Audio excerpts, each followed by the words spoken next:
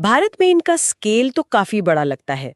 573 अभयारण्य और एरिया है 1,23,762 वर्ग किलोमीटर से भी ज्यादा। ये आंकड़े खुद ही बहुत कुछ कहते हैं। हाँ, ये आंकड़े वाकई भारत की बायोडायवर्सिटी और उससे बचाने की जो प्रतिबद्धता है, उसे दिखाते हैं। ये इलाका देश के कुल भौगोलिक क्षेत्रफल का करीब 3.76% है। ये एक अहम हिस्सा है, खासकर जब हम अपने देश की जनसंख्या और जमीन पर बढ़ते दबाव को देखते हैं। क्या ये जो अभयारण्य है, ये पूरे देश में एक जैसे फैले हुए हैं या कुछ इलाकों में ज्यादा हैं? हमारे स्रोतों में इस बारे में क्या जानकारी मिलती है? नहीं, इनका वितरण एक समान बिल्कुल नहीं है। इसमें काफी असमानता है। ये राज्यों की अपनी भौगोलिक खासियतें, वहां पहले से चले आ रहे संरक्षण के प्रयास और स्थानीय प्राथमिकताओं पर निर्भर करता है। जैसा आपने शुरू में बताया था, राज्यों में देखें तो महाराष्ट्र सबसे आगे है। वहां 49 अभयारण्य हैं। 49? हाँ। अच्छा। हाँ, इसके बाद कर्नाटक, तमिलनाडु जैसे दक्षिणी राज्यों में भी अच्छी खासी संख्या है। वहीं अगर हम पूर्वोत्तर की बात करें तो कुछ राज्यों जैसे नागालैंड, त्रिपुरा, मेघालय, इनमें संख्या काफी कम है। हर एक में सिर्फ 4 अभयारण्य हैं। और केंद्र शासित प्रदेशों का क्या हाल है? केंद्र शासित प्रदेशों में अंडमान और निकोबार द्वीप समूह एक बिल्कुल ही अलग कहानी है। वहां 97 वन्यजीव अभयारण्य हैं। 97? बाप रे! जी हाँ। ये द्वीप समूह अपनी अनोखी समुद्री और जमीनी जैव विविधता के लिए जाना जाता है, और ये आंकड़ा दिखाता है कि उसे बचाने के लिए कितने प्रयास हो रहे हैं। दूसरी तरफ दिल्ली है, दमन और दीव, दादर और नगर हवेली, लक्षद्वीप, पुडुचेरी। ये छोटे या ज्यादा शहरी इलाके हैं। यहाँ सिर्फ एक एक अभयारण्य है। ये डिस्ट्रीब्यूशन वाकई काफी दिलचस्प है। अच्छा, अब आकार की बात करते हैं। क्या सारे अभयारण्य बहुत बड़े-बड़े हैं या छोटे भी हैं इनमें? सबसे बड़ा और सबसे छोटा कौन सा है? आकार में भी बहुत ज्यादा फर्क है। भारत का जो सबसे बड़ा वन्यजीव अभयारण्य है, वो गुजरात में है, कच्छ का Rann, Kutch desert wildlife sanctuary. जी? ये करीब 7,500 वर्ग किलोमीटर में फैला है, और ये भारतीय जंगली गधे यानी इंडियन वाइल्ड एस का घर है, जो सिर्फ यहीं मिलता है। अच्छा, जंगली गधों के जी लिए? हाँ, ये एक बहुत बड़ा सूखा रेगिस्तानी इलाका है, जिसका अपना एक अलग ही इकोसिस्टम है। और स्केल के दूसरे छोर पर सबसे छोटा? सबसे छोटा वन्यजीव अभयारण्य महाराष्ट्र में है, बोर वन्यजीव अभयारण्य, बोर वाइल्ड लाइफ सेंचुरी। इसे अब टाइगर रिजर्व का भी दर्जा मिल गया है। इसका जो कोर एरिया है वो तुलनात्मक रूप से काफी छोटा है। हालांकि ये एक बहुत जरूरी बाघ कॉरिडोर का हिस्सा है, जो दूसरे टाइगर रिजर्व्स को जोड़ता है। तो ये उदाहरण दिखाते हैं कि अभयारण्य किसी खास प्रजाति के छोटे से घर से लेकर बहुत बड़े लैंडस्केप तक कुछ भी हो सकते हैं। ये इस पर निर्भर करता है कि संरक्षण का लक्ष्य क्या है। हाँ, ये विविधता ही शायद इनकी ताकत भी है। चलिए, अब कुछ खास अभयारण्यों पर थोड़ी और करीब से नजर डालते हैं। हमारे स्रोतों में कई के नाम हैं। कुछ ऐसे कौन से हैं जो अपनी खास पहचान या संरक्षण के महत्व के लिए जाने जाते हैं? हाँ, कई अभयारण्य हैं जो अपने खास वन्य जीवों या इकोसिस्टम के लिए देश में ही नहीं बल्कि दुनिया भर में पहचाने जाते हैं। मिसाल के तौर पर ओडिशा का गहिरमाथा समुद्री अभयारण्य। गहिरमाथा, हाँ सुना है। जी, ये दुनिया में ऑलिव रिडले समुद्री कछुओं के सबसे बड़े सामूहिक घोंसले बनाने की जगहों में से एक है। अरीबादा कहते हैं इसे। हर साल लाखों कछुए वहां अंडे देने आते हैं। वो एक अद्भुत नजारा होता है, एक प्राकृतिक घटना। सच में अविश्वसनीय। और ओडिशा में ही एक और नाम आता है, भितरकनिका। वो भी काफी मशहूर है। हाँ, भितरकनिका वन्यजीव अभयारण्य। ये भारत के सबसे बड़े मैंग्रोव इकोसिस्टम में से एक है। और ये खारे पानी के मगरमच्छ जो संकटग्रस्त हैं, एस्चुएरियन क्रोकोडाइल, उनकी सबसे बड़ी आबादी में से एक का घर है। अरे वाह! यहाँ सफेद मगरमच्छ भी मिलते हैं, और ये पक्षी प्रेमियों के लिए भी स्वर्ग है, खासकर मानसून और सर्दियों के मौसम में। मगरमच्छ और कछुओं से आगे बढ़े तो क्या पक्षियों के लिए भी कुछ खास अभयारण्य है? बिल्कुल है। आंध्र प्रदेश में नेल्लापट्टू पक्षी अभयारण्य एक बहुत अच्छा उदाहरण है। ये पेलिकन और सारस जैसे कई पानी के पक्षियों के लिए एक महत्वपूर्ण प्रजनन स्थल है। इसी तरह आंध्र में ही कोरिंगा वन्यजीव अभयारण्य भी है। वो अपने मैंग्रोव जंगलों और तरह तरह के पक्षियों के लिए जाना जाता है। हाथियों के संरक्षण की भी बात हुई थी। उस दिशा में कौन से अभयारण्य अहम हैं? झारखंड का सिंहभूम हाथी अभयारण्य ये ऐतिहासिक रूप से बहुत महत्वपूर्ण है, क्योंकि इसे भारत का पहला हाथी अभयारण्य माना जाता है, जिसे प्रोजेक्ट एलिफेंट के तहत नोटिफाई किया गया था। अच्छा, पहला हाथी अभयारण्य। जी। तमिलनाडु में श्रीविल्लीपुथूर वन्यजीव अभयारण्य है। वो भी हाथियों और एक खास तरह की बड़ी गिलहरी ग्रिजल्ड जाइंट स्क्विरल के संरक्षण के लिए जाना जाता है। असम में लाउखोवा और पोबितोरा अभयारण्य हैं।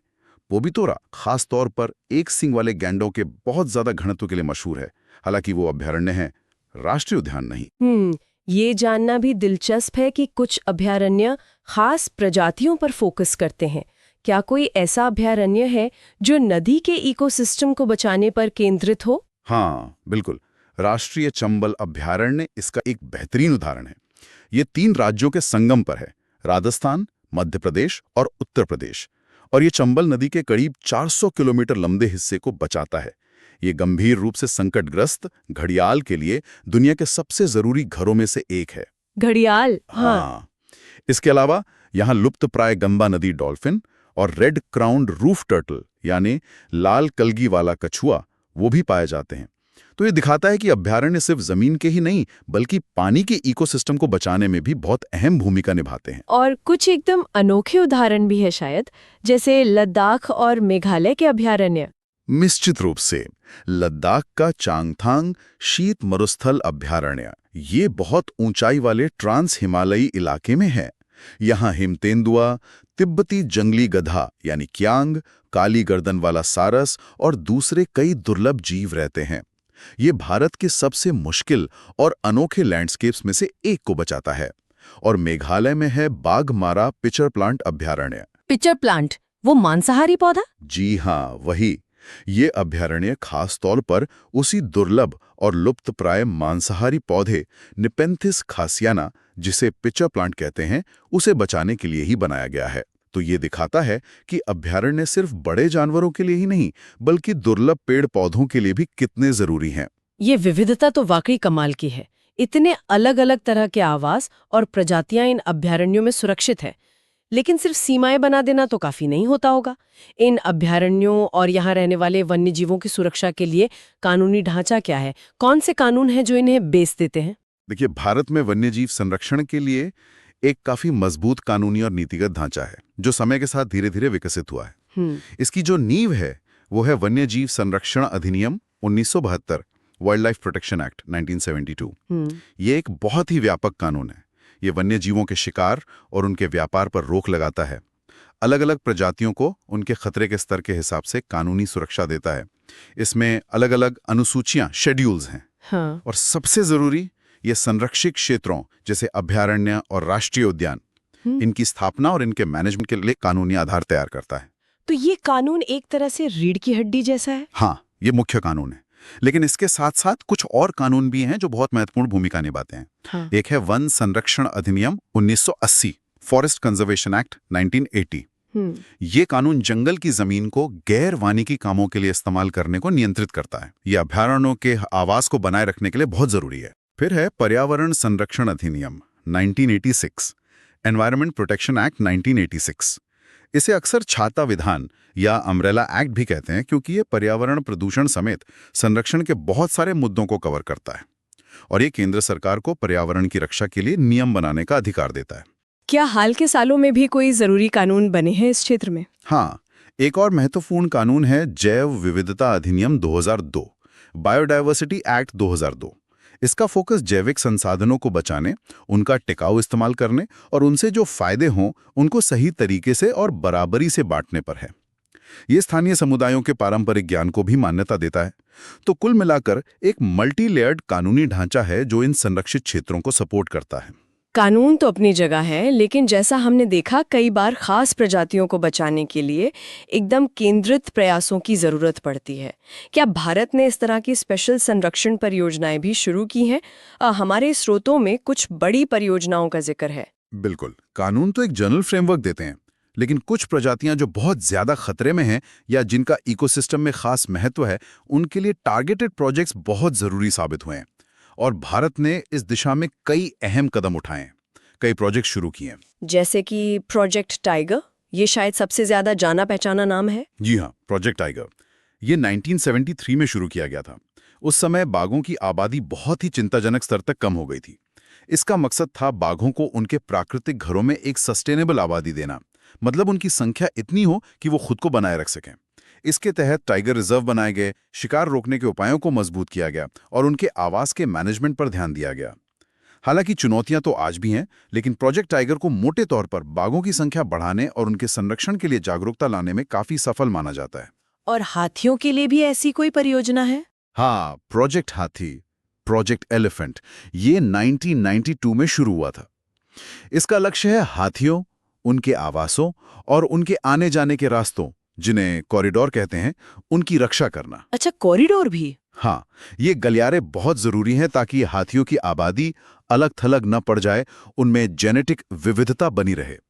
ये परियोजना मानव हाथी संघर्ष को कम करने और जो हाथी कैद में हैं, उनके कल्याण पर भी ध्यान देती है। क्या इन 2 बड़ी प्रजातियों के अलावा भी दूसरी प्रजातियों के लिए प्रोजेक्ट्स हैं? स्रोत तो कई और नाम बताते हैं। हाँ, कई और भी हैं, और ये दिखाते हैं कि संरक्षण के प्रयास कितने अलग-अलग तरह के हैं। जैसे प्रोजेक्ट होंगुल 1970s में शुरू हुआ था। ये कश्मीर स्टैग या होंगुल के लिए था, जो सिर्फ कश्मीर के दाचिगाम राष्ट्रीय उद्यान और आसपास के इलाकों में ही मिलता है। प्रोजेक्ट गिर लायन 1972, ये गुजरात में एशियाई शेरों की जो एकमात्र आबादी बची है, उसे बचाने पर केंद्रित है। प्रोजेक्ट गेंडा 1987, ये मुख्य रूप से असम, पश्चिम बंगाल और उत्तर प्रदेश में एक सींग वाली गैंडों के संरक्षण के लिए है। और हिमतेंदुए और गिद्धों के लिए भी परियोजनाएं हैं। ये तो बहुत ही अलग तरह की चुनौतियां पेश करते होंगे ना? निश्चित रूप से। प्रोजेक्ट हिमतेंदुआ 2009 का है। ये ऊंचे हिमालयी इकोसिस्टम और वहां रहने वाले बहुत ही मुश्किल से दिखने वाले हिम तेंदुए के संरक्षण पर केंद्रित है। इसमें स्थानीय समुदायों की भागीदारी पर बहुत जोर दिया गया है। और प्रोजेक्ट गिद्ध संरक्षण 2006 में, ये गिद्धों की आबादी में जो भयानक गिरावट आई थी, उसे ठीक करने के लिए शुरू किया गया था। इसका मुख्य कारण था जानवरों के इलाज में इस्तेमाल होने वाली डाइक्लोफिनेक दवा।